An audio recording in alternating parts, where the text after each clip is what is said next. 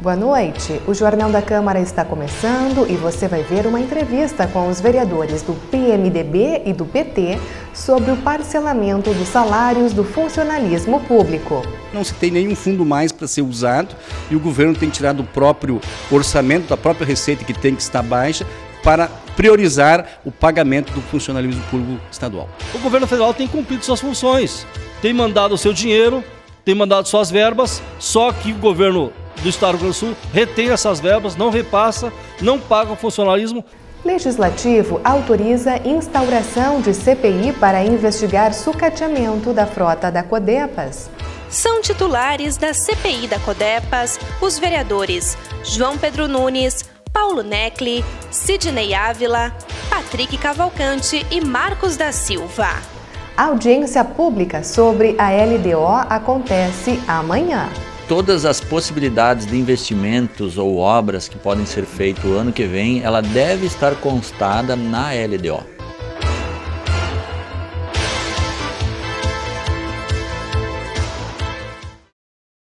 A decisão do governo do estado de parcelar os salários dos servidores gerou uma série de protestos na segunda-feira. Serviços nas áreas da saúde, do ensino e da segurança pública foram parcialmente paralisados.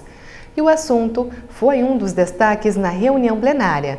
Por isso, você acompanha agora uma entrevista com diferentes posições sobre a crise que se instalou no Rio Grande do Sul.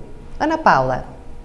O governo alegou dificuldades financeiras e pediu a compreensão do povo gaúcho. O parcelamento dos salários atingiu 48% dos servidores do estado que estão revoltados. Por isso, eu converso com os vereadores João Pedro Nunes, líder do PMDB na Câmara e do mesmo partido do governador, e o vereador Isamar Oliveira, líder da bancada do PT e que faz oposição direta ao governador de Ivo Sartori. Então, vereador João Pedro, eu quero iniciar a entrevista com o senhor pedindo se, na sua opinião, realmente a crise é um motivo para parcelamento dos salários? Olha, é um momento difícil que vive o Rio Grande.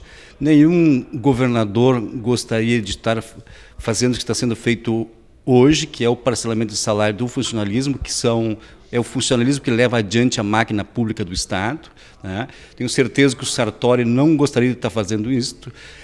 Nós temos um Estado onde vem anos após anos com um déficit muito grande nas receitas, né? E pouco investimento na estrutura do Estado, pouco investimento na valorização do funcionalismo.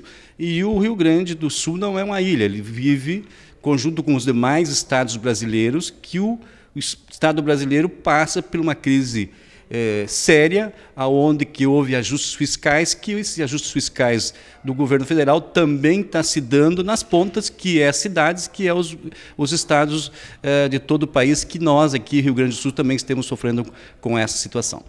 Vereador Isamar Oliveira, o Partido dos Trabalhadores discorda desse argumento do vereador João Pedro, mas em que situação, então, o ex-governador Tarso deixou o nosso estado? Esse calote, esta alegação, nós entendemos que é um preparo, uma tática do governo Sartori para liquidar as empresas que restam no Rio Grande do Sul. Porque o governador Brito já fez a sua parte, agora vem o Sartori fazer a parte dele, que já integrava na época o governo Brito. O governo Tarso teve as contas aprovadas, o seu governo foi um dos melhores governos que nós tivemos, trouxe melhorias em todos os aspectos, para a segurança pública, para a educação, para a saúde. E nós vimos, dos últimos 36 anos, o PMDB governou 24 anos junto também com seus aliados, que foi a IEDA. O PT governou junto com o PDT, ao todo 12 anos. Então essa história de que quem trouxe dívida, quem fez dívida, foi o Partido dos Trabalhadores ou a esquerda, é mentirosa, ela não é verdadeira. Vereador João Pedro, na sua opinião, essa situação é temporária? Eu acredito que essa situação é temporária, eu acredito que o Estado, o povo gaúcho, enfim, todo o funcionalismo, esse pacto pelo Rio Grande, tenho certeza que logo nós sairemos dessa situação de crise econômica, né? E que o governo estadual reconhece todos os governos que passaram, mas também reconhecemos que os governos que passaram, eles utilizaram todos os fundos, o fundo judiciário, todos os fundos que tinham recursos foram usados. E hoje não se tem nenhum fundo mais para ser usado e o governo tem tirado o próprio orçamento, da própria receita que tem que estar baixa, para priorizar o pagamento do funcionalismo público estadual. Vereador Isamar Oliveira, na sua opinião, neste momento, o que o governo deveria fazer? Não há pacto, como diz o nosso vereador. Não há pacto. Há pacto por parte do governo. O que há é uma punhalada nas costas do funcionalismo. Isso sim, nós entendemos que tudo que está sendo feito, né, está sendo feito só em prejuízo dos servidores. Nós não vimos o combate à sonegação, nós não vimos nenhuma incursão desde janeiro deste governo Sartori para melhorar as contas do Estado. Arremete-se tudo contra o funcionalismo e contra o governo federal. O governo federal tem cumprido suas funções, tem mandado o seu dinheiro, tem mandado suas verbas, só que o governo do Estado do Rio Grande do Sul retém essas verbas, não repassa, não paga o funcionalismo e agora, pior ainda, o Banrisul está mandando para os funcionários informação de que está lá o dinheiro para ser emprestado se quiserem, mas aí tem que pagar juro do próprio salário, tira o salário, vai lá, pega o dinheiro do salário que não foi pago pelo governador e aí tem que pagar juro. Este é o governo que os gaúchos elegeram e que dizia que o seu partido era o Rio Grande. Realmente, ele tomou conta do Rio Grande fazendo isso. Vereador João Pedro, sua mensagem final e a sua resposta, então, a esse argumento do vereador Isamar Oliveira. Eu tenho certeza de que o governo estadual irá sim sair junto a esta crise, junto com o funcionalismo, todos os gaúchos, os empreendedores do Rio Grande. Vamos sim olhar para frente.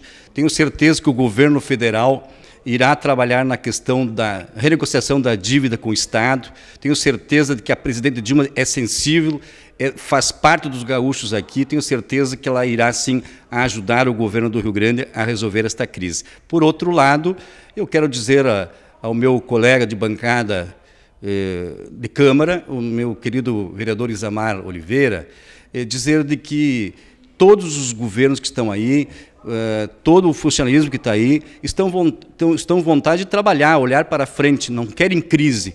Nós não queremos crise como essa que aconteceu. Ninguém está pregando, ninguém está construindo uma crise porque quer. Está aí o Rio Grande com dificuldades, mas tenho certeza de que o povo gaúcho será sabedor de sair junto desta crise com este pacto importante que estamos fazendo entre as organizações institucionais e o governo do Estado e os queridos gaúchos. Tenho certeza que iremos sair sim desta crise e vamos fazer um Rio Grande vencedor.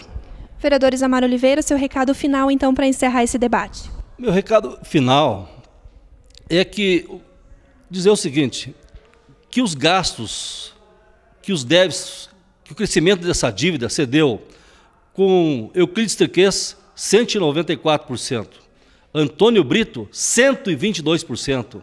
Aí nós vamos pegar Olívio Dutra, 0,3%, e Tarso Genro estaria em torno de 10% o crescimento da dívida. Então veja quem aumentou a dívida. Não foi o PT. O PT não tem nada a ver com essa dívida. Então, esse pacto que o nosso nobre colega da Câmara, João Pedro Nunes, está falando, é um pacto do vereador Sartori com ele mesmo, porque ele viajou em plena crise, né, foi fazer visita a familiares em Curitiba, sei lá onde, está em passeio, no momento que há uma turbulência em que um funcionário não tem dinheiro nem para comer. Então, isso não é pacto. Isso simplesmente é um abuso de poder. Vereador Isamar Oliveira, vereador João Pedro Nunes, muito obrigada pela participação. E nós voltamos ao estúdio do Jornal da Câmara com você, Paula. Durante esta semana está acontecendo a campanha de coleta de resíduos eletrônicos, como rádio, televisores e computadores. Todo o material pode ser levado até a Secretaria de Meio Ambiente, entre as 8 horas da manhã e 6 da tarde. A secretaria fica na Rua Uruguai, entre a Fagundes dos Reis e a Benjamin Constant. Mais informações pelos telefones 3311-5494 ou 3317-2529. E veja no próximo bloco, autorizada a criação da CPI da Codepas.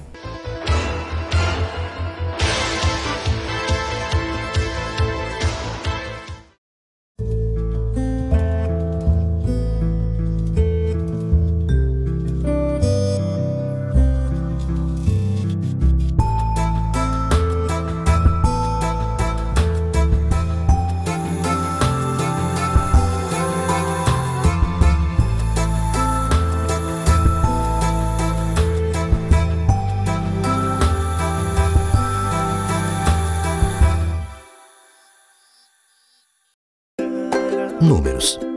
Eles não são importantes apenas para a sua empresa, mas também para milhares de trabalhadoras. A licença maternidade de 6 meses faz bem para o seu negócio, que recebe incentivos fiscais.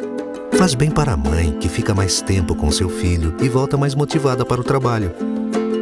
E faz bem para quem ainda não sabe nada de números, mas já começa a perceber a diferença que eles fazem.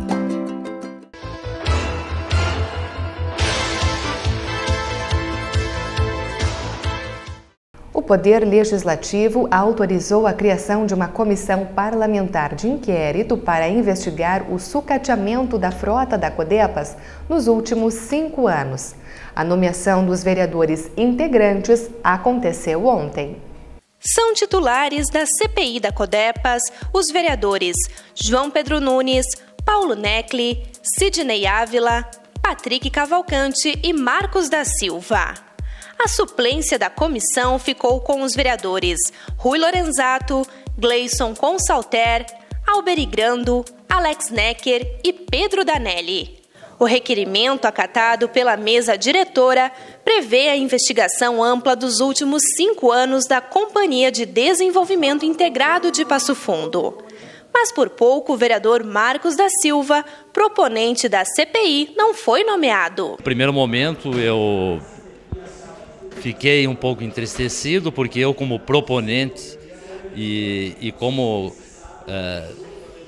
bastante conhecedor da área do transporte, pela proporcionalidade partidária, eu ficaria na suplência. Mas, como é de praxe na casa, e entramos em comum acordo, a bancada do PT, que seria o titular, o vereador Rui Lorenzato, ele abriu mão, dando a titularidade para mim, onde eu sou muito grato ao PT, e vou me debruçar em cima da CPI para trazer o resultado para a população do que realmente está acontecendo com a Codepas, o que aconteceu, se foi má gestão. A base governista terá o maior número de integrantes na CPI, com 3 vereadores. Entre eles está o democrata Patrick Cavalcante. O parlamentar tinha apresentado um pedido para que a apuração sobre a Codepas atingisse um período de 12 anos. A oposição protocolou um documento pedindo os últimos 5 anos e nós queríamos ampliar mais. Como nós temos aí documentos que comprovam que há mais tempo já vem sucateamento, endividamento da Codepas, nós queríamos mostrar isso para a sociedade. Infelizmente, o nosso protocolo foi negado pela presidência da Casa por uma questão legal, isso faz parte do jogo político. Nós vamos compor agora e vamos trabalhar de uma forma muito transparente, de uma forma legal, para mostrar para o povo de Passo Fundo que a nossa querida Codepas ela está com problema de sucateamento, mas que não é um problema de 2 anos ou 3 anos, e sim que é um problema que já vem de mais tempo, de 10 anos, 12 anos atrás. Nós vamos trabalhar desta forma. Estou convicto que nós vamos mostrar para a população que esse problema do sucateamento não é de agora. O sucateamento da frota será o principal foco da comissão parlamentar de inquérito, como explica o vereador Marcos. Pelo sucateamento da frota e pela falta de manutenção, aí que vem aonde a gente quer chegar, que é a má gestão, entendeu? A má gestão, de uma forma ou de outra, porque todo o povo da minha querida Passo Fundo sabe muito bem que o transporte coletivo não trabalha no vermelho. E sim, ele tem condições, pelo valor da tarifa, de, no mínimo, dar um transporte de qualidade para o seu usuário, para o seu trabalhador do dia a dia. Mas o vereador Patrick discorda do objeto principal da investigação. Não é uma pauta específica o sucateamento, por quê? Porque o sucateamento, quando você tira um carro já de uma concessionária que o carro é novo, ele já sai com a depreciação de 20% a 30%. Nós estamos discutindo uma frota que é de 2011, 2006, são frotas antigas. Então o sucateamento já vem ao natural. Nós mostramos documentos já aqui na Câmara de Vereadores que é feita uma manutenção. Nós vamos agora pegar toda essa documentação na CPI e vamos trabalhar com os colegas vereadores, com as investigações para mostrar aí o porquê de sucateamento e a forma, né, de tentar auxiliar o Executivo para que melhore a qualidade da frota. Os trabalhos da CPI da Codepas devem iniciar nos próximos dias, com duração de pelo menos 6 meses. A Câmara de Vereadores também aprovou a criação de outro grupo especial. De acordo com Cláudia Furlaneto, a Frente Parlamentar Mista dos Recursos Hídricos vai auxiliar a aprofundar os estudos e o debate sobre o berço das águas. Essa frente é mais uma frente que acredito que vai ter muito trabalho, porque nós temos aí uma riqueza de nascentes no entorno da nossa cidade, dentro da nossa cidade também, que nós desconhecemos. Eu acabei conhecendo em função agora das obras do aeroporto, em estar mais vinculada à questão ambiental, e aí a gente tem o berço das águas, que é um dos grandes bens que temos, não é? E que nós, vereadores, não sabemos que temos. Nós temos aí o nosso Rio Passo Fundo também, que por vezes não é olhado. Então a ideia de trabalhar de fato a questão ambiental, os recursos hídricos, o que a gente está fazendo com as nossas águas, o que nós estamos fazendo para prevenir, né? De prevenção, de preservação das nossas riquezas naturais. Na edição do Jornal da Câmara de amanhã, você vai conhecer as outras proposições votadas e aprovadas. Mas também será nesta quarta-feira que o Poder Legislativo vai realizar uma audiência pública em busca de sugestões para o projeto da Lei de Diretrizes Orçamentárias. A estimativa do governo municipal para 2016 é de superar os 590 milhões de reais. Todas as possibilidades de investimentos ou obras que podem ser feitas o ano que vem, ela deve estar constada na LDO. Ou seja, só para dar um exemplo, se na LDO existe apenas 2 construções de escola de educação infantil para o ano de 2016, o que nós, vereadores, podemos colocar, então, uma majoração de mais uma ou mais 2, né? Sendo 2, então, seria 4 escolas de educação infantil a ser construídas, né? Assim como, por exemplo, no meio rural, né?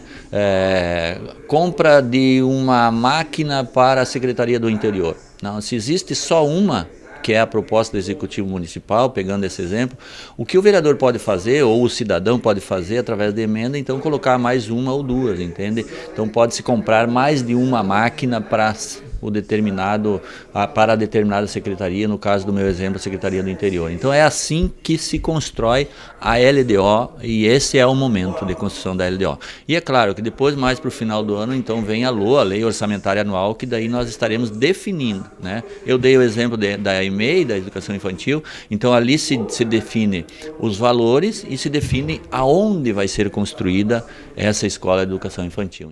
A audiência pública acontece amanhã no plenário da Câmara Municipal a partir das 6h30 da tarde. Participe! Uma ótima noite e até a nossa próxima edição.